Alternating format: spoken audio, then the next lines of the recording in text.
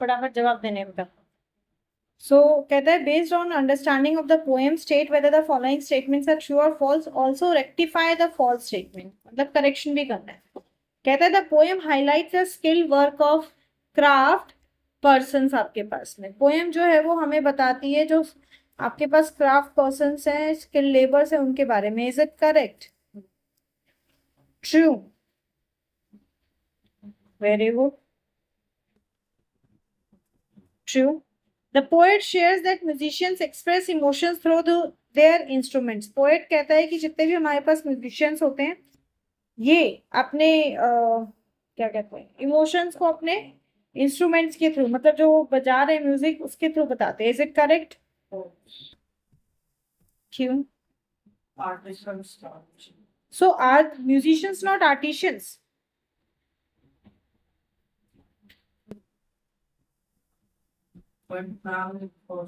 नहीं, it's true बेटा, क्योंकि म्यूजिशियंस भी आपके पास आर्टिशियंस है। एक बार पूछना, पोएट कहता है जितने भी आर्टिशियंस हैं वे playing lute, the artisans playing lute आपके पास, that is a musical instrument, तो वो उसका यूज करते हैं।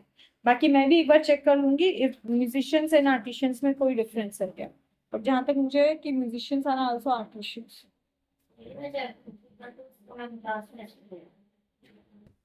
ठीक है, इसको उसमें डाल देना बॉक्स में,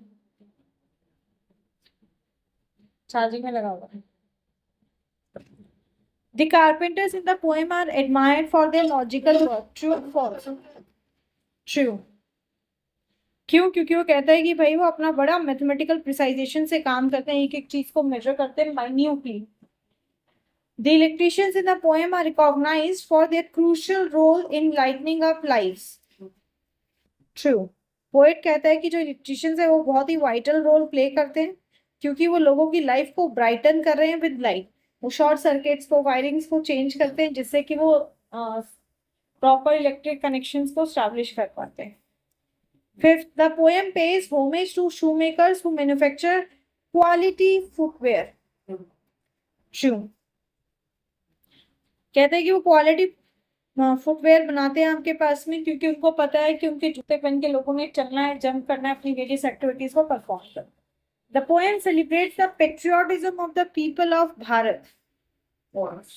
एब्सोल्युटली फॉल्स, क्योंकि हम पेट्रियोटिज्म नहीं, हम वोकेशनल या फिर प्रोफेशनलिज्म की बात करें। हम उनके अलग अलग प्रोफेशंस की बात करते हैं और कैसे वो अपने प्रोफेशंस को इंजॉय करते हैं, और साथ ही हम उनके रोल को प्रेज कर रहे हैं कि how they are important for us. The poet feels that each vocation deserves to be respected. True. क्योंकि पोएट का मानना है कि हर एक जो वोकेशन है आपके पास वो इक्वल कंट्रीब्यूशन करता है अपने कल्चर के, अपने इकोनॉमिक रिसोर्स के इक्वल कंट्रीब्यूशन करता है। Next, rhyme and lineation. Does the poem strictly adhere to a rhyme scheme or is it in free verse?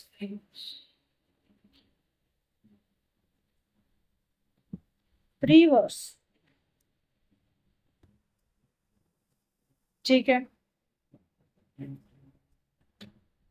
It's a free style, it's a free words आपके पास में, क्योंकि जो words आपके पास में हैं at the end of the lines are not in a visible sonic pattern आपके पास। What is the impact of the varying length of lines in the poem? The varying lengths make the poem sound natural and emphasizing consumption.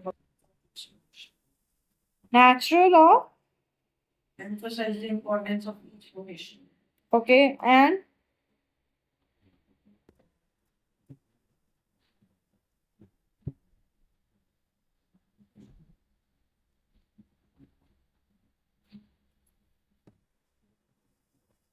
देखो answer अगर आप ये लिखोगे आधा number मिलेगा आपके पास।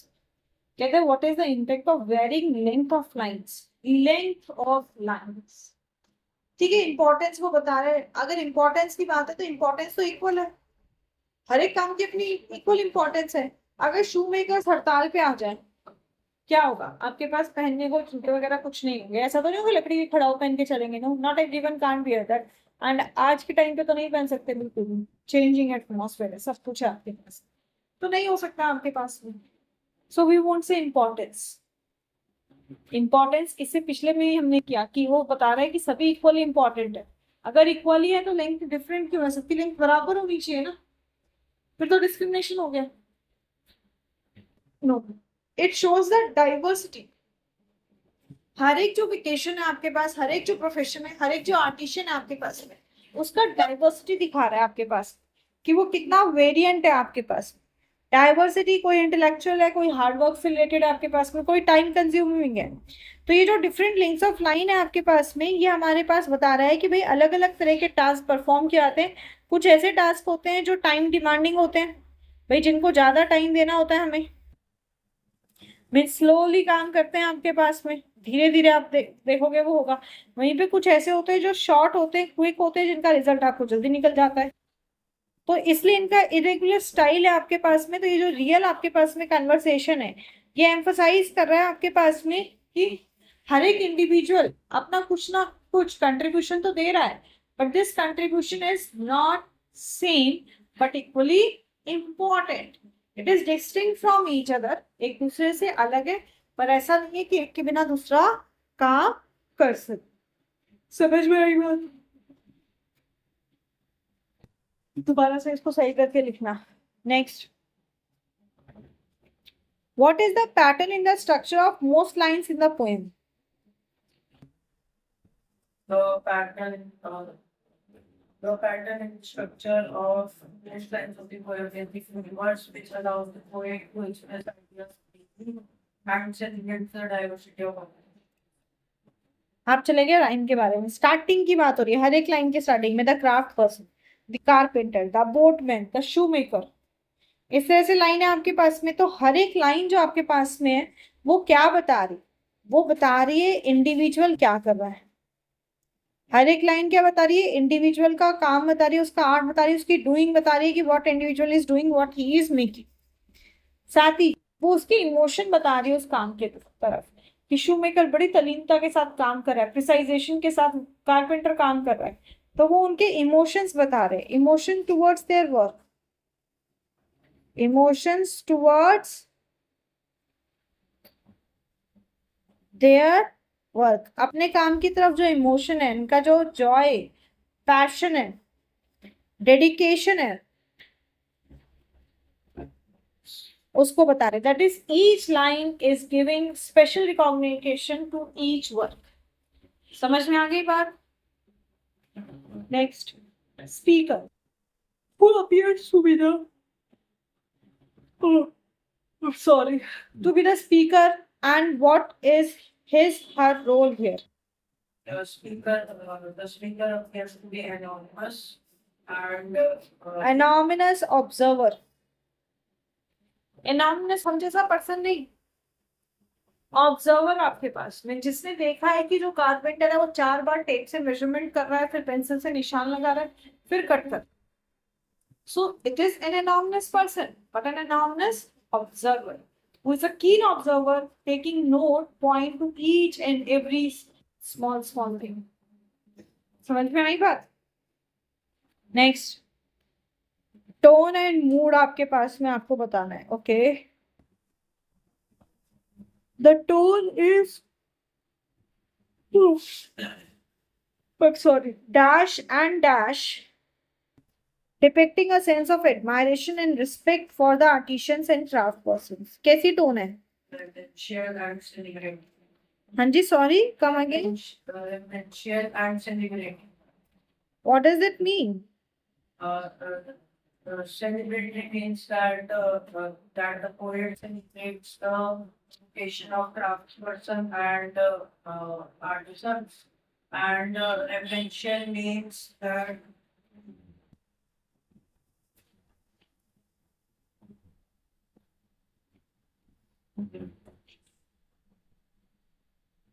मैडम ने बोला सेलिब्रेट बोल, teacher said this celebrate.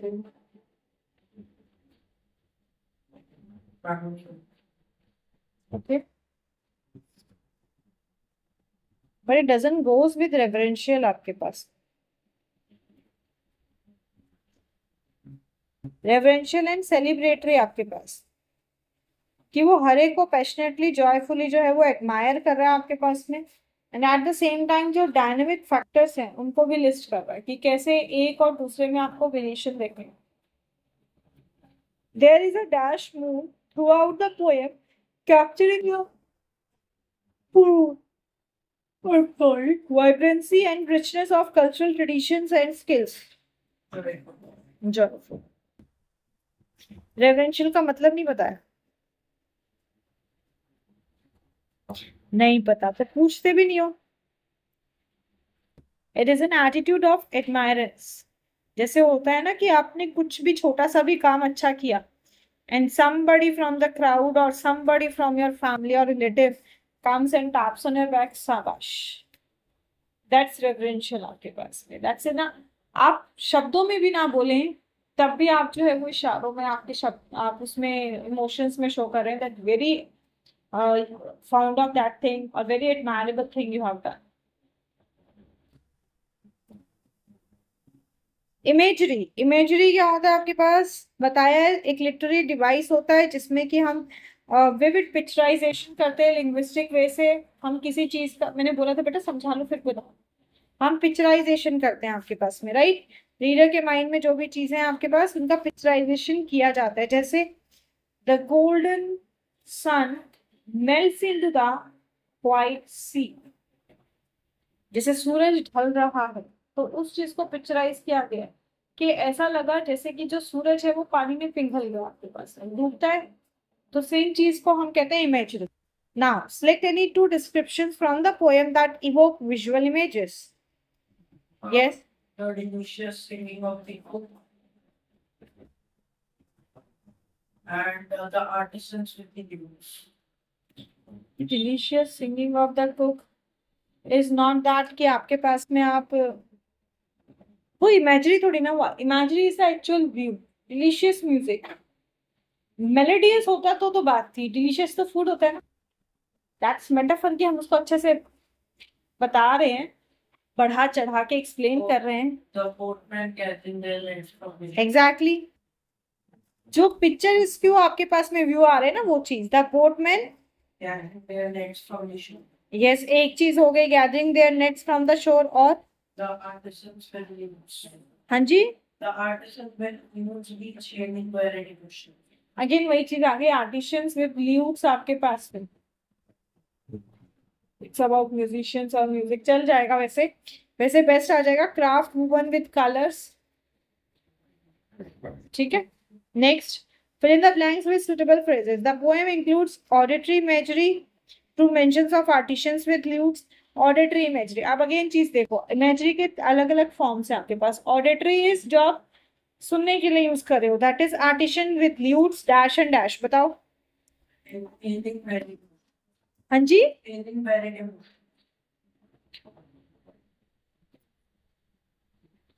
Auditory imagery के लिए इसके लिए और कौन से वर्ड्स हो सकते हैं. Humming and singing.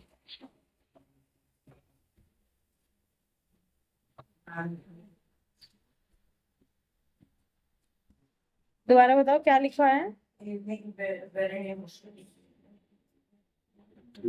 तो एंड के बाद And celebrating. इसमें इमेजेस बताने ऑडिटरी इमेजेस बताने हैं. वो तो वो बता रही है कि ऑडिटरी इससे क्या इमेज क्रिएट हो रही है. उसको ध्यान से एक बार खुद से पढ़िए. Next metaphor. मेटाफर क्या होता है. अगेन एक फिगर ऑफ स्पीच आपको कराए हुए हैं जिसमें कि एक चीज को हम दूसरे के साथ में रिलेट करके डिस्क्राइब करते हैं या फिर एक्सप्लेन करते हैं. बात ये होती है कि दोनों की कोई सिमिलर कैरेक्टरिस्टिक होती है. जैसे time is a thief. Time is a thief. वक्त भी जैसे आपके हाथ से निकल गया लौट के नहीं आने वाला. चोर भी निकल गया तो लौट के नहीं आने. सो टाइम इज अ थीफ. और पीछे गेट खोल के आओ और ऊपर की लाइट भी ऑन करके आओ. The mention of delicious singing of the cook is a metaphor. कहते हैं ये एक मेटाफर है यहाँ पे. Is it true. ट्रू आपके पास में मैंने अभी आपको बताया था इमेजरी नहीं है बट ये एक मेटाफर है आपके पास में क्योंकि हमने साउंड जो है उसको उसके टेस्ट के साथ कंपेयर किया है कि वो जो गा रहा है बड़ा सुंदर सुरीला गा रहा है जो उसके खाने के स्वाद में आ रहा है. पर्सोनिफिकेशन, जब आप किसी इन ह्यूमन में ह्यूमन क्वालिटीज को, फीलिंग्स को, एक्शंस को इनकलकेट कर देते हैं, दैट इज पर्सोनिफिकेशन आपके पास। तो बताइए, कहता है select the line that tells, कौन सी लाइन है जो इसमें हमें बता रही है person. The voice of their location is the voice of their identity. Yes, और नहीं, the voice of their vocation, हाँ चलो चल जाएगा। I hear Bharat celebrating, Bharat is an entity, Bharat एक एंटिटी है, एक नक्शा आपके पास में, हम कह रहे हैं भाई हमने उसको जो है वो सुना है, सेलिब्रेट कर। Next repetition, why might the poet have begun and ended with the same line, I hear while celebrating the varied vacations I hear, बताओ। Say joy, immediate pride in the patience. Poet जो है वो same line से शुरू कर रहा है और सेम लाइन पे खत्म कर रहा है। सबसे पहली चीज तो to make a thematic unity, वही सेम थीम को वो कैरी ऑन करके रखना चाह रहा है आपके पास। तो make a thematic unity, right it down, बाकियों के आंसर से थोड़ा अलग होगा तो एक्स्ट्रा आपका जाएगा। So make a thematic unity, सबसे पहली चीज आपके पास में। दूसरा जो सेंट्रल मैसेज है आपके पास में, क्या central message, of diverse work and occupation, वो उसको बार बार फोकस करना चाह रहा है, डाइवर्स वर्क और ऑक्यूपेशन। एंड अगेन जो आपने कहा कि वो नेशन सेलिब्रेशन, जॉय सेलिब्रेशन, उन सबको हाईलाइट करना चाह रहे हैं, इसलिए तो 3 बातों में आपको आंसर देते हैं, क्योंकि मोस्टली क्वेश्चन 3 नंबर में आएगा, तो 3 फैक्ट हमने बता देने। Alliteration, that you know literacy device जिसमें कि सेम कॉन्सोनेंट साउंड आपके पास में रिपीट हो रहा है बिगनिंग में आपके पास में, जैसे बिजी, बीस, बस्ट, बी, तो वो होता है एलिट्रेशन। इसमें varied, okay, And store singing and singing. Selling and, Singing. नहीं बेटा, से सी सेम साउंड नहीं है, it's not selling and singing आपके पास। इतनी बैठ जाओ। This will be craft and colours, Painter celebrating. हाँ, work with wires, electrician wire में, WW। Symbolism, each vocation the poem symbolizes something more than just a job. What does it symbolizes, बताइए। The hard work, the skills, and dignity and identity of the Yes, vocation is like a personal pride to an individual, personal pride of the worker। So सिर्फ आपके पास में वो काम नहीं है आपके पास, वो उनकी unity, hard work, vibrantness, vibrant spirit, honest labour, इन सारी चीजों को हाईलाइट करता है। नेक्स्ट, क्रिटिकल रिफ्लेक्शन आपके पास, okay. So there's a stanza, okay, done. The poet says that the shoemakers affirm the quality of their work. What does affirm refer to here? declare with confidence. Declare with confidence कि भाई जो हमने दिया वो एकदम आपको best दिया है। What do quality shoes help with, according to the poet? The quality comes from the hard work, skills, dedication, and honesty. Question नहीं समझे। What do quality shoes help with? Help the people walk, jump. हाँ, तो question नहीं समझे कि quality comes from, नहीं, quality help करती है किसमें, जो भी डेली मूवमेंट्स है उनमें हेल्प करती है। What does return home symbolizes besides the literal act of returning? Return home means finishing the day's work with happiness, satisfaction, and gratitude. Very good, आप साथ में ऐड कर सकते हैं लाइक फाइंडिंग रेस्ट, जब पूरा काम करने के बाद में जो रेस्ट आपको सेटिस्फेक्शन मिल रहा है, सेफ्टी जोन मिल रहा है आपको, sense of belongingness to our hard work मिल रहा है आपको। Next, Identify the phrase that tells us that every worker's contribution is distinct. The poet says, I hereby celebrating because every worker helps in the progress of the country. For example, the electrician comes because he enjoys his work, and the worth of their vocation is the worth of their identity. आपने पूरा पूरा पूरा phrase डाल दिया, just a single phrase बताना है. Each celebrating what belongs to them and to none else. क्या कहा इसने? That tells us every worker's contribution is distinct. Distinct मतलब अलग है, जो दूसरे के पास नहीं है. तो क्या आएगा आपका? इसका आएगा each celebrating What belongs to them and for none else. yes, what belongs to them and none else. हर एक बंदा वो सेलिब्रेट कर रहा है जो सिर्फ उसको बिलोंग करता है, किसी और को नहीं. Complete the following with suitable words. Dash for the feet that walk, dance, run, jump, return home refers to Because of their identity. comfort. People's comfort. वो क्यों बना रहे हैं? कि उनको इन चीजों में दिक्कत ना हो. बंद करके आई हो. वो पीपल्स कंफर्ट को रेफर कर रहा है, बंदे के कंफर्ट को. इधर फिर तो उधर बात करेगा. Thanks, पूनाल पूनाल. So this side बैठ जाओ, not that side. That side या इस रूम में चला.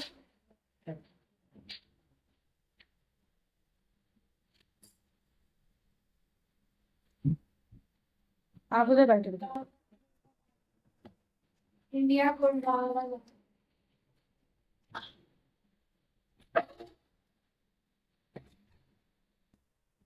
हाँ जी, अगले करें.